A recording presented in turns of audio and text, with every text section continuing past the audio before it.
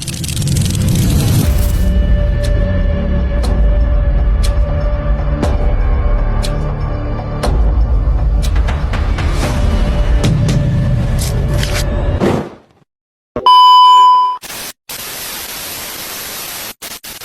teman-teman, perkenalkan nama saya Gustina Lydia Siboria dengan NIM 4241131008 dari kelas PSPK 24E.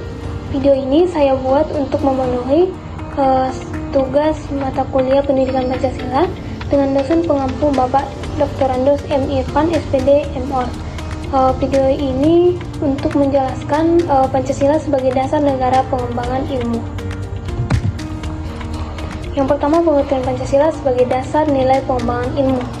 Pancasila sebagai dasar nilai pengembangan ilmu berarti bahwa seluruh proses keilmuan mulai dari pencarian fakta, penggunaan metode ilmiah, hingga penerapan teknologi wajib diarahkan oleh nilai-nilai Pancasila. Dengan itu, perkembangan ilmu tidak hanya mengejar kebenaran rasional, tetapi juga menjamin penghormatan terhadap nilai kemanusiaan, persatuan, moralitas, dan kesejahteraan bersama.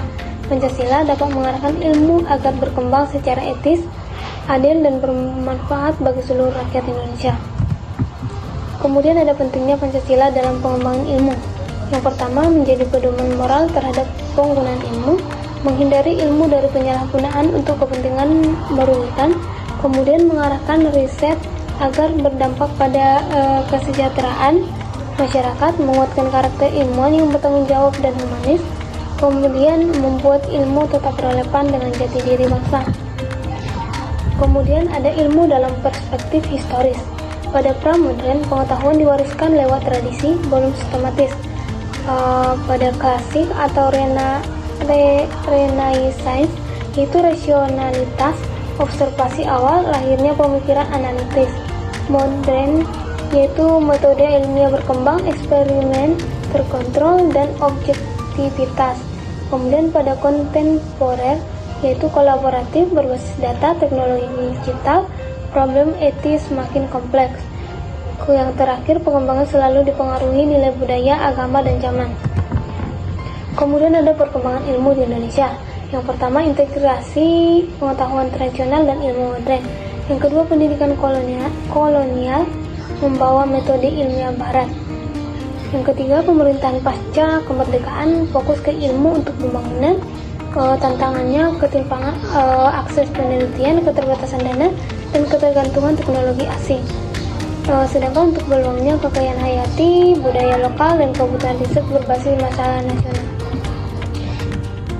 Kemudian ada pengertian ilmu. Ilmu adalah pengetahuan yang diperoleh melalui proses sistematis menggunakan metode ilmiah, observasi, perumusan masalah, hipotesis, pengujian, analisis, dan kesimpulan. Ilmu bersifat rasional, empiris, objektif, dapat diuji ulang dan terbuka untuk direvisi. Tujuannya adalah untuk memahami realitas serta menghasilkan solusi yang dapat meningkatkan kualitas hidup manusia. Kemudian ada ciri-ciri ilmu. Yang pertama, objektif, artinya bebas dari bias pribadi. Rasional, yaitu menggunakan penalaran logis. Empiris, berdasarkan bukti nyata. Sistematis, berurutan dan terstruktur. Dapat diuji ulang, artinya hasil harus dapat direplikasi. Kumulatif, yaitu berkembang dari pengetahuan sebelumnya, dan berlaku umum, dapat diterapkan pada situasi serupa. Kemudian ada pilar penyangga eksistensi ilmu, yaitu ontologi, yang dimana yang pertama mengkaji apa yang diteliti, yaitu objek studi. Yang kedua, ruang lingkup objek ilmu, alam, manusia, sosial, perilaku, hingga konsep abstrak. Kemudian menentukan batas-batas ilmu dan objek yang layak dikaji.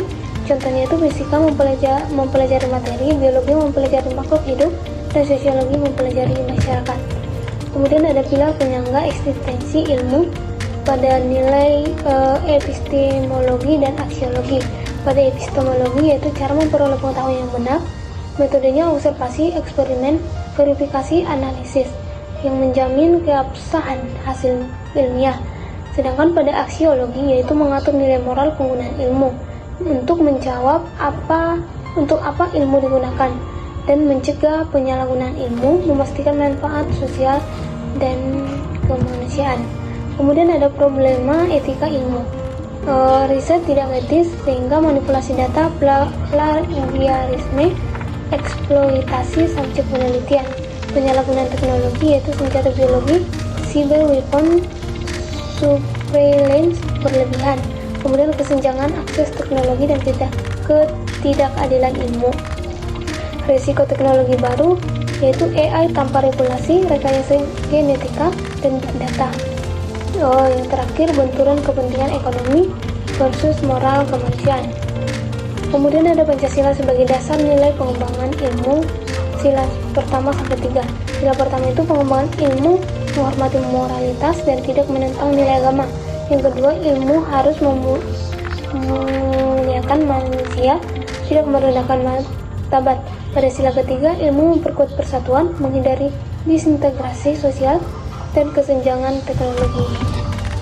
Kemudian pada sila keempat itu pengambilan keputusan ilmiah melalui musyawarah, partisipatif, dan demokratis. Pada sila kelima, ilmu diarahkan untuk keadilan sosial, teknologi tepat guna, pemerataan akses, dan pengentasan kemiskinan, serta perlindungan lingkungan. Kemudian dari strategi pengembangan ilmu dan teknologi berbasis Pancasila. Yang pertama, menyusun prioritas riset yang relevan dengan kebutuhan masyarakat, penerapan etika riset nasional yang ketat, mendorong riset interdisipliner untuk memecahkan masalah kompleks, mengembangkan teknologi yang ramah lingkungan dan berkelanjutan, penguatan lembaga riset, pendanaan, dan kolaborasi nasional global. Yang terakhir, mengoptimalkan potensi lokal, biodiversitas, budaya, dan sumber daya manusia Indonesia. Kemudian ada visi ilmu di Indonesia. Ilmu menjadi kekuatan moral dan strategis pembangunan nasional. Yang kedua, ilmu mendukung kemandirian teknologi bangsa.